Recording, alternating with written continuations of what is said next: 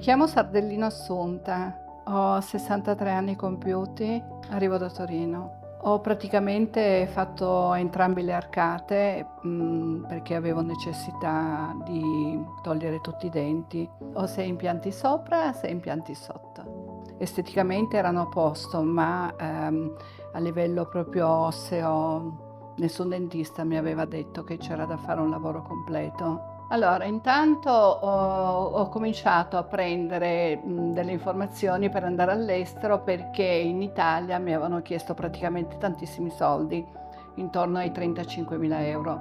E ho detto, se io do 35.000 euro a un dentista andrò a ridere sotto i ponti perché mi dovrò vendere tutto. Poi è arrivato il dottor Palmas. Sai com'è l'algoritmo dei cellulari? Quando cerchi qualcosa poi ti arriva a valanga tutto il resto. E quindi ho deciso e sono qua.